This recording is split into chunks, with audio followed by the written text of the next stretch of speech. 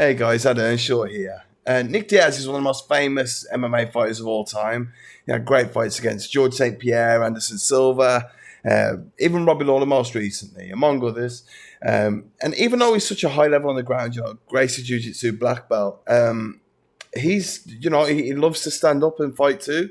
And even though he might not be the most technical or most powerful striker, he's very effective. So I just thought it'd be fun to have a look at one of his fights now and just see how he did it and what worked for him. Okay, let's go. Now, Paul Daley did have, a good MMA fighter, but he had some great K1 success. So out of the two, you'd think standing up, advantage to Paul Daley, right? Paul's very strong, explosive striker. Real powerful hooks. His low kicks were strong. But look at Nick Diaz, walking him down straight away, talking to him, winding him up. I've said before that, when you walk someone down, when you're on the front foot, even if the other person's a harder hitter, like Paul Daley, I mean, Nick's getting tagged here. But if you walk them down, it does take their power out of their shots just a little bit. Nick's got a great ability of staying calm. Look at this, what he's going through. And he's not rushing. It's not like he was panicking and trying to jump straight back up to his feet, which would have left him in danger.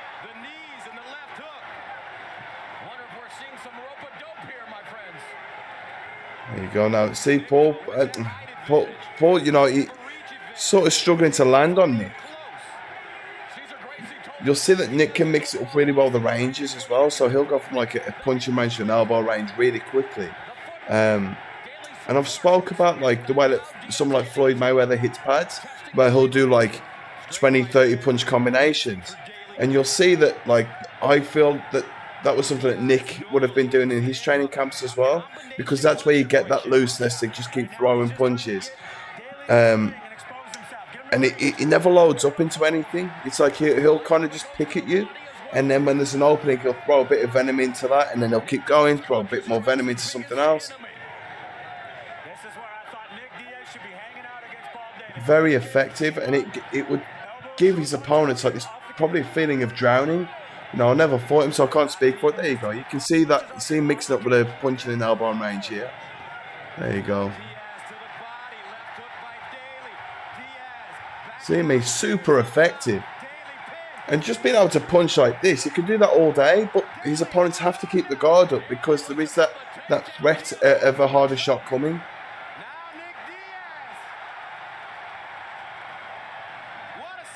I found that it's quite strange to watch Nick or Nate fight, because they're so good on the ground, but they really did choose to get in these wars like this. I don't doubt that Nick could probably find a way to finish in Paul on the ground here. Instead, he's taking a chance of boxing with him.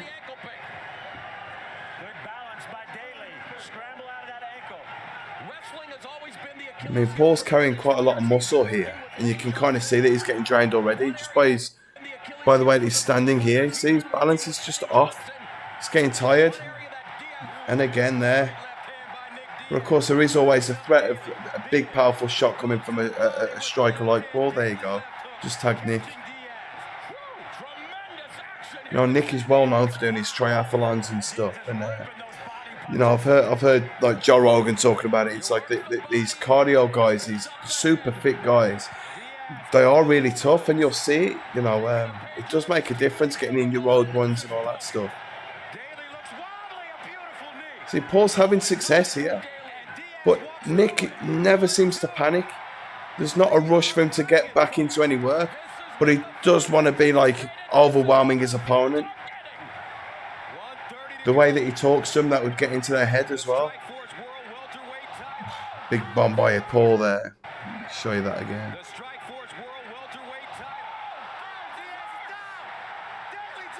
But again, Nick not panicking, not rushing. Big John McCarthy, who's the ref here, he know how Nick is, and he's very difficult to knock out. You'll see here, most fighters would have tried to jump to their feet, but because Nick's so relaxed, he can kind of take his time. If he did try and spring up to his feet, chances are he'd have been tagged with another shot.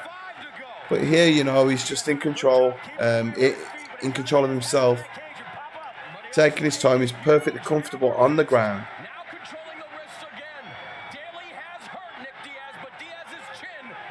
I mean, all this would be exhausting, Paul. You can see Paul trying to push him away. Paul really wants to stand.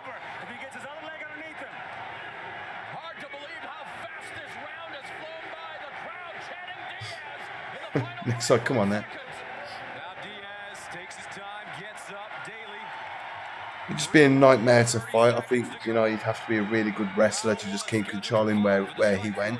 If you had to fight someone like Nick, but I think at this time of his career, he would have been a good match for anybody.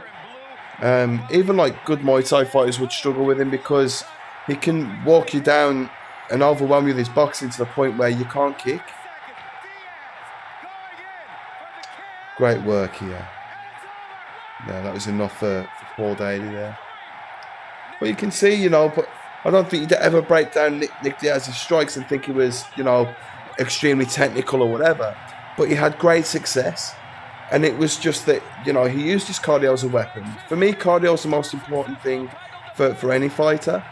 And, you know, you could see the difference there. That Nick was able to go through the gears and Paul wasn't. So he got that cardio, which he could use as a weapon. And then, you know, he had the good strikes and everything to back it. But, yeah, great work by Nick.